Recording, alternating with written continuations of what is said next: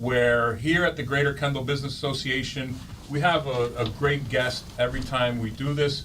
As always, a special thank you to Community News for this platform. We sincerely appreciate it.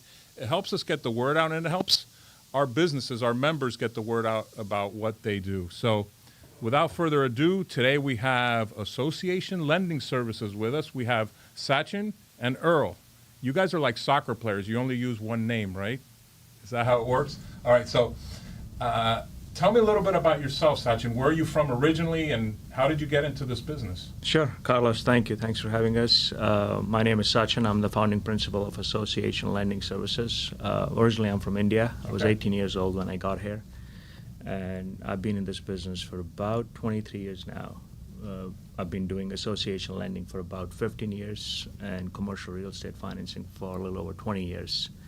How I got into this business, I was in a hotel business. I was an intern when I came here at the age of 18 years old, and at the age of 23, I transitioned into financing, and I've been doing it since then. It's been a great business, and I enjoy doing what we do, helping people, and it's been great. Thank you. And how about you, Earl? I love it. That gets everybody's attention. Well, my name is Earl Eisinger. I'm originally, as you know from my accent, from New York. Yeah, I thought you were from Hialeah, but that's okay. Well, here again, I have family in Hialeah. Okay, all right. Came down to University of Florida, accounting, finance. Go Gators. Went to work, right. That's right. Although, now not so good. No, not so much, I get it. But went into banking and then worked in the Bahamas as a cost accountant. In the Bahamas? In the Bahamas. What kind of business? Freeport. It's an affiliate of U.S. Steel. Okay. Bahamas Cement Company.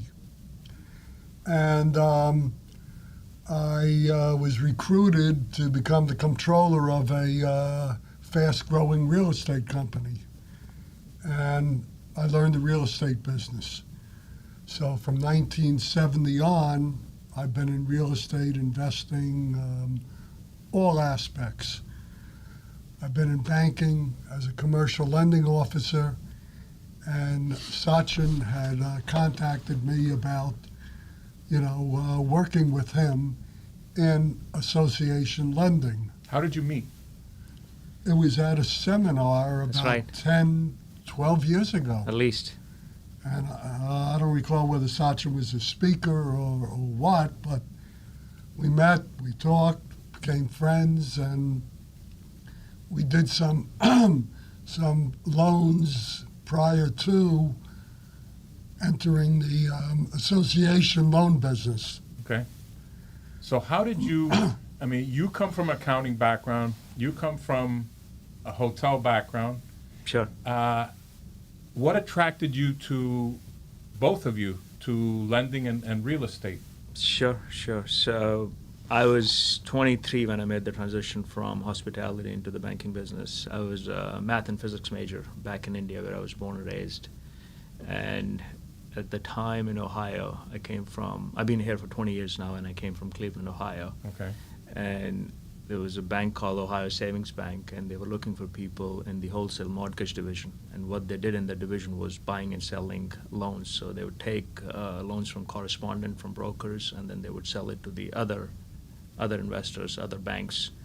And that's how I got into this business. That's where I got my training. And I enjoy numbers, enjoy people, and I've been doing it since then. So it's almost now, well over 20 years now. So you just went in cold into a business really you knew nothing about at that point, correct? You are absolutely correct. I did not have any kind of background at the time. I was good with numbers. I could add, subtract, multiply fairly quickly and decently. And I learned the business on the job, and it's been very, very rewarding. So how about you, Earl? You went from working for a division of U.S. Steel, crunching numbers, and how did your transition happen? My uncle was a partner in a real estate firm, Pim Suchman Real Estate Company, across from Shorty's Barbecue at the time. And they were growing. They needed someone to act as comptroller, and they brought me over. And Cliff Suchman was my mentor, and he taught me all aspects of real estate. So after being with him for quite a number of years, branched out on my own. We did investments and all sorts of property management, all sorts of disciplines in the real estate field.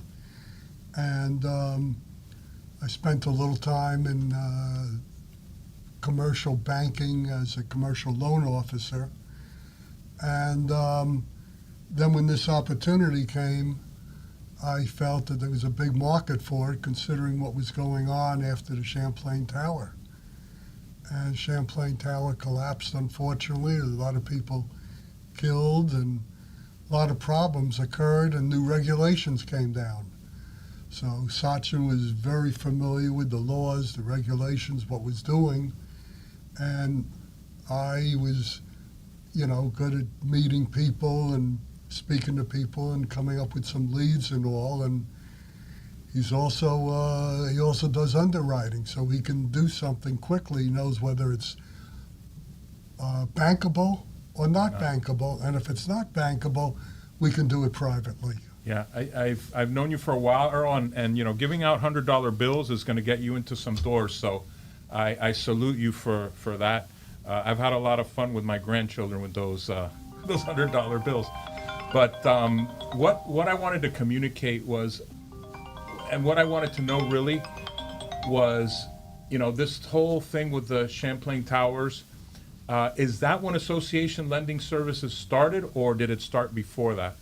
It's actually, I've been doing this for about 15 years now. Okay. So as Association Lending Services, or as another entity? just providing the services of lending services Okay. to the associations. Okay. And then our company has been in existence for well over 10 years, but the Okay. Association Lending Services came into existence about 3 years ago.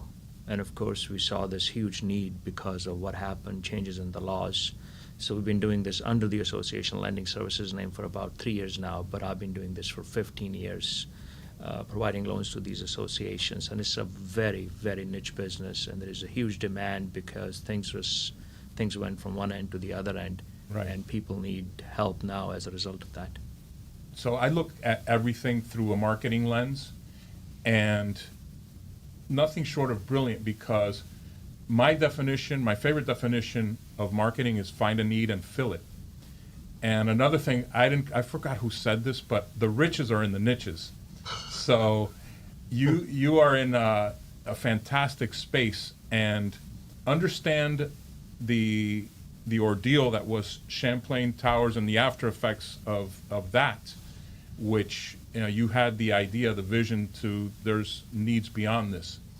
So I'm going to ask you, does this go beyond the local area? I mean, does this need exist throughout the country, the world?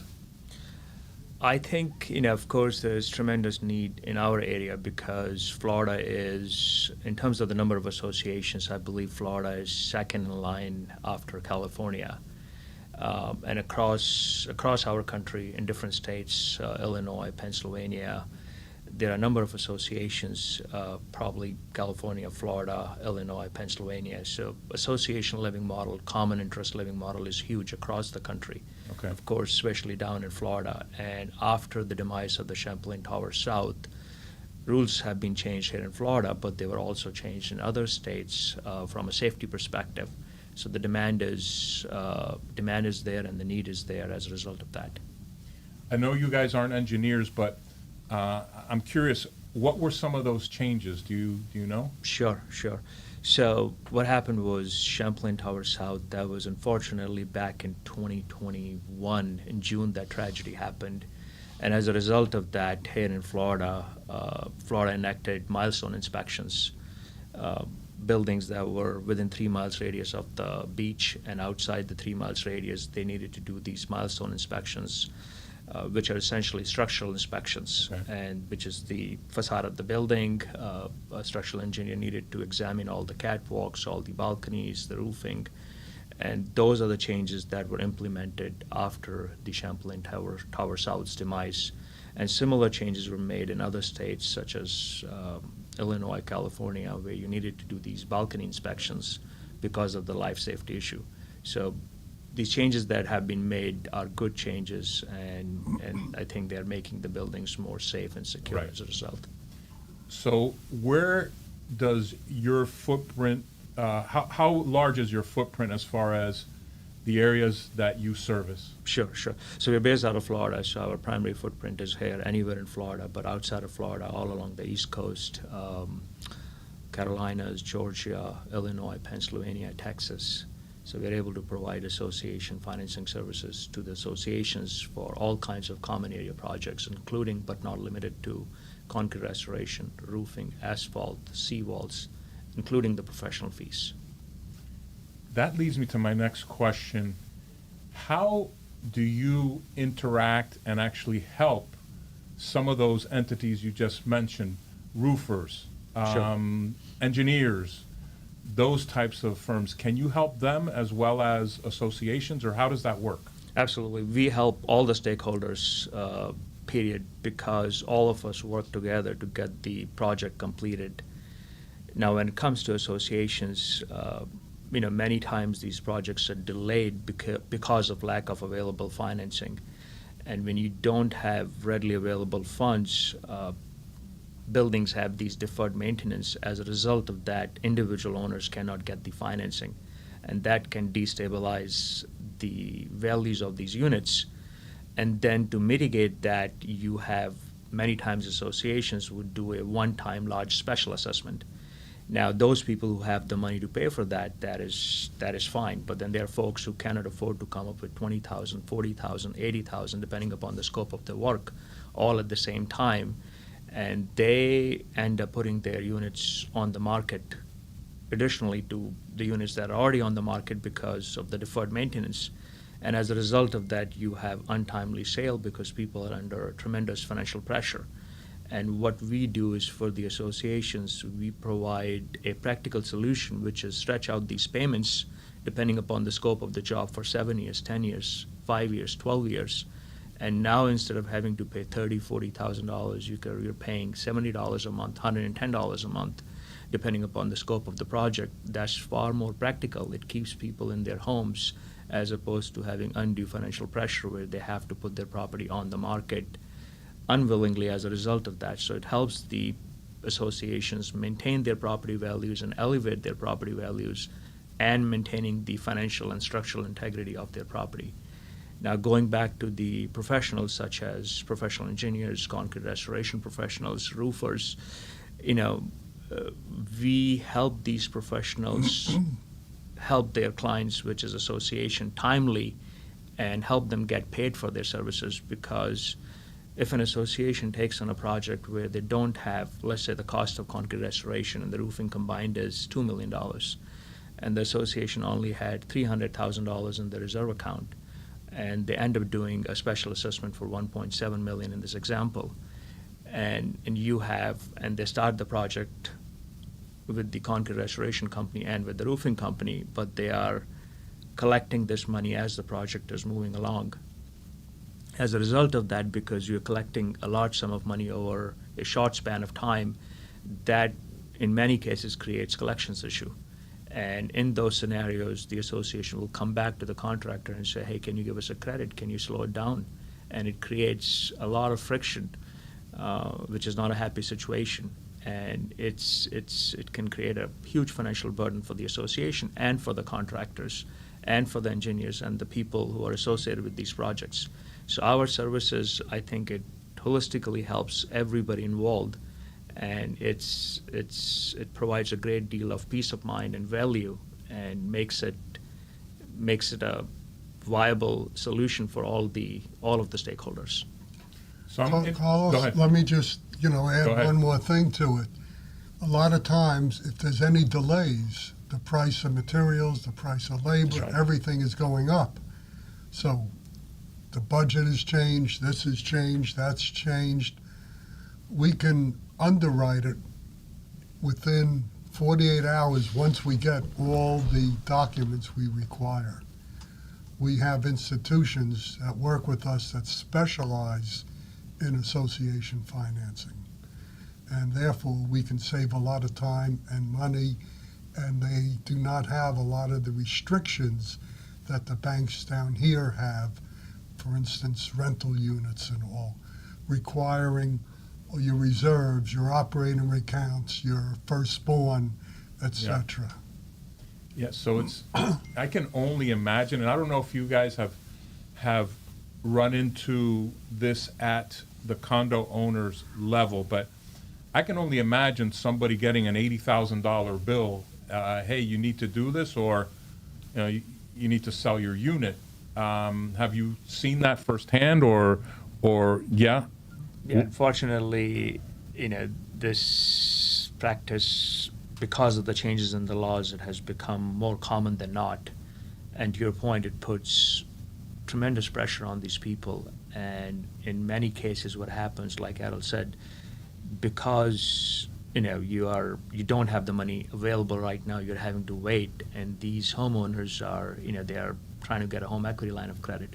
Many of them are on a fixed income. Right. They have to qualify for these loans. They have to provide their 3 years tax returns. A bank has to hire an appraiser.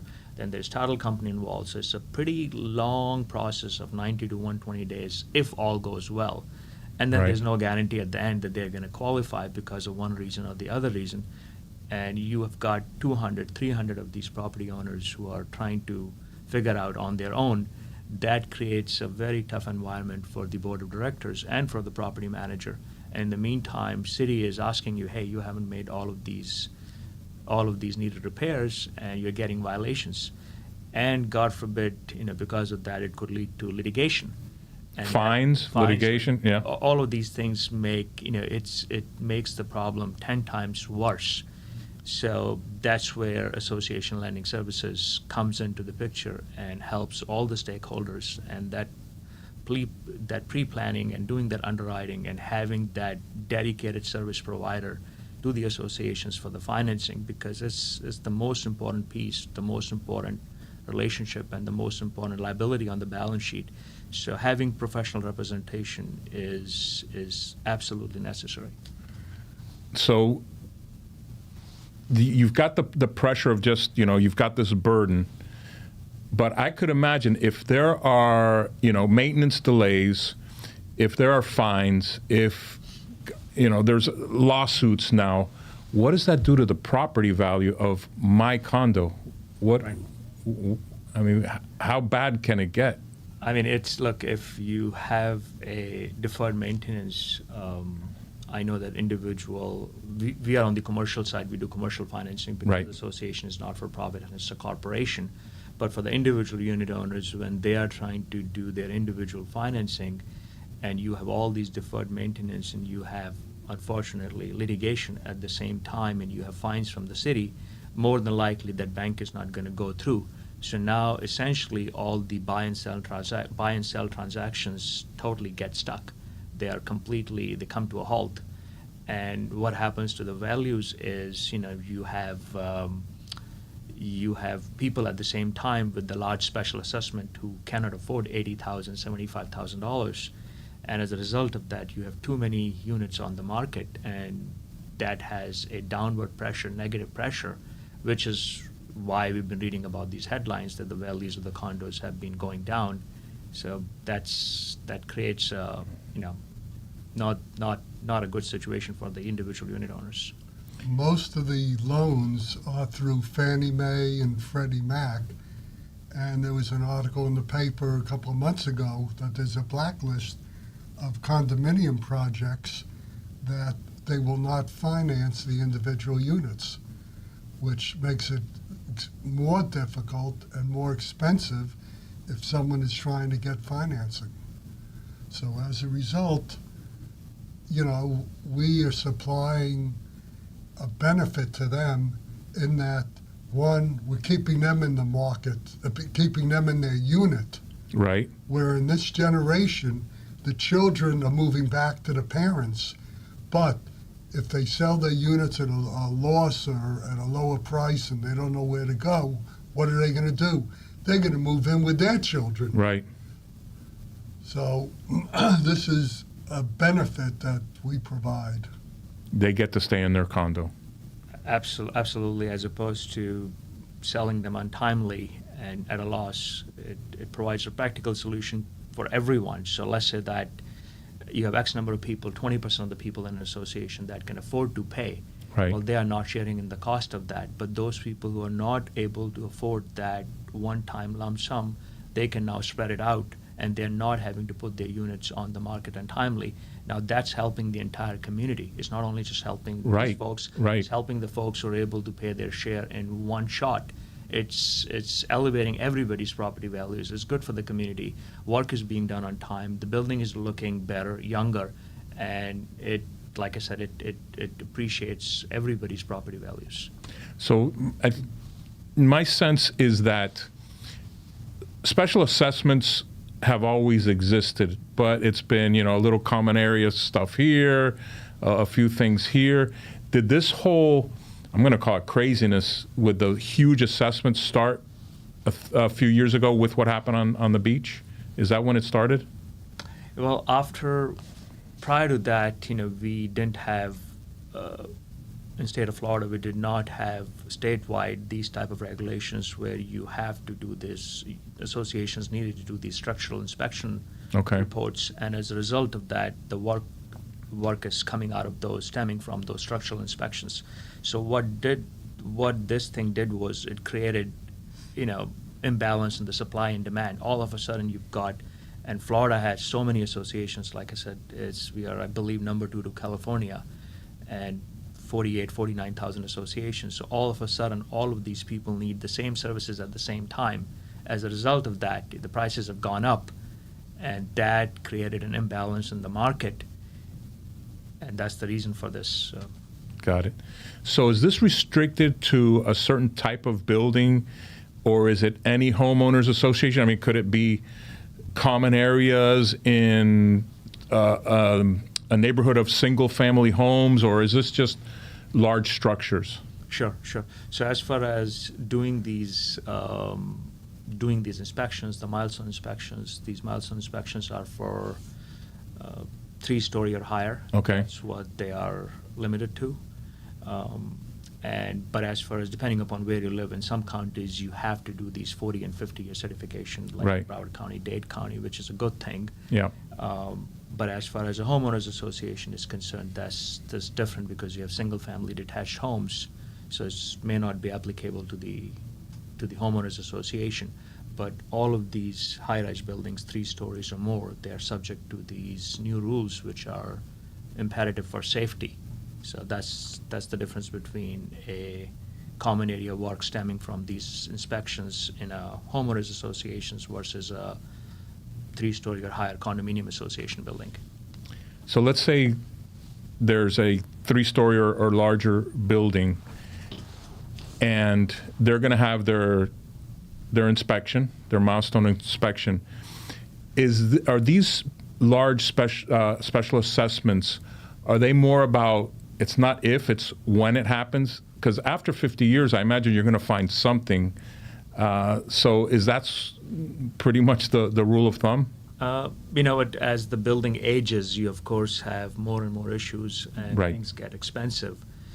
So it's imperative that a 40, 50-year-old building versus a 10-year-old building would have much different needs, and as a result of that, the cost of taking care of those items will be higher in an older structure. But I think the key thing is that if you do these things gradually, every 5 to 8 years, you go ahead and inspect these buildings, you take care of the things perhaps in pieces as opposed to letting them get built up, because then it becomes super expensive. So I think having a gradual program is far more feasible as opposed to letting it all build up and then having to pay millions of dollars at the same time. I think it's better to do it in a more planned way. So you that's the second time you mentioned it. You used the word pre-planning a little while ago. Now planning. How can you help with planning something like that out? Sure. So from a financial perspective, what we do is we do the underwriting in-house. We look at their financials, current year financials, their past 3 years financials, scope of the work that comes from the professional engineer, and we can assess, whether this association can qualify for a $2 million loan, $1.5 million loan, or a $5 million loan over 10 years, over 15 years, over 12 years. And with that financial stability, you have the funds up front, you know what you qualify for, as opposed to collecting as you're going, which can potentially create receivables. Delays. Delays and receivables. And in some instances, I've seen where the project completely came to a halt, and they had to go back to the drawing board. They had to do another special assessment, and that's never a happy situation. The contractor is not getting paid. So as far as our services are concerned, which is providing financing to the associations, which is a commercial loan, there is no personal guarantee from any of the unit owners. There is no lien on anybody's unit. Personal, yeah. Correct. So it's completely a commercial loan. I think we really can provide financial stability to these associations, which is imperative because majority of the time is the lack of available funds that creates these problems. So I run an association. I know nothing about financing. Why shouldn't I pick up the phone and call my bank to resolve this problem? Sure. So, when you're calling a bank to, depending upon which bank you're calling, majority of the banks, they are not in this business. They don't provide financing to not-for-profit associations. Okay. Majority of them, they do home equity lines of credit. They open up a checking account. They open up a savings account. They sell you a little credit card machine. They open up a reserve account, or they'll lend money for purchase of a home or a refinance of a home, or commercial real estate owner-occupied. If you're a dentist, if you are a physician, and you're buying your own office, they are happy to help with that. And many times what happens is, or they'll do financing for SBA, because many of these loans are packaged and they're resold. And these banks are not retaining the risk on their own balance sheet, which is more profitable as opposed to not-for-profit associations. So it's a very niche business, and the person that you're speaking to, they are not just dedicated to doing, even if the bank, let's say, was in this business, and many times we have seen people have come and gone from this business, and they like the deposits, but as far as the lending is concerned, that's totally different period. And when you're talking to this individual, that person is opening up a checking account, a reserve account, a home equity line of credit. This is not what they're dedicated to. So, and especially given the scope of the work and the financial pressure these associations are in, cost is rising as you're waiting. And like I said, this is the largest liability on the balance sheet. You must have somebody who's dedicated to this line of business, who has the experience of years and years having gone through these things, and does really good to the bottom line for an association in the short run as well as in the long run. How do you get the word out about association lending services? Because this could be an area, for example, condo owner gets an assessment. Do they know? Does the association know what to do? So how do you get the word out? Absolutely. So we do a lot of educational outreach as well. We Okay. provide education to property managers. So you go and actually physically present, or? Yes. Okay. We teach a course about capital projects done right. Okay. These things have a direct. And does Earl give these away at these meetings? all the time. Okay. We try to do we partner up with the property management firms. We Okay. partner up with the professional engineers, as well as concrete restoration companies and roofers. So that's how we are able to service the community. And we speak to the people, we underwrite everything up front, and usually it takes us about 45 to 60 days. We work with the association's council. Okay. We work with the professional engineers, so we work with all of the stakeholders and usually get these things closed in about 45 to 60 days. Okay. In wrapping up, do any of you have a message for associations out there or condo owners? What should they know today? I think what they should do is they should partner up, collaborate with the right people, and having somebody like us who's dedicated to this line of business, who's not doing 10 other things, is the key to success. Because if you don't have right partners, right collaboration, that causes delays, and those delays, like Errol said, are very expensive. So it doesn't pay it's penny wise and pound foolish when you're not dealing with the right people, because everything is adding up, and that hurts everybody. And our services are essential for the financial and the structural integrity of these buildings. Yeah. Yeah, I mean, I think the most important message, and you mentioned it, is that you're going to be safe. You're going to be safe. Your balcony's not going to fall.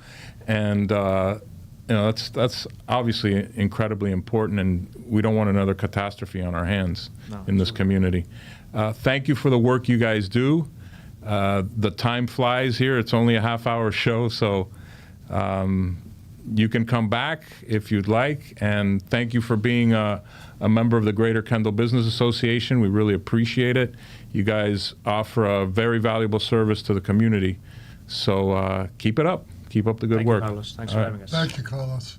Thank you for being here, and thank you for being on another edition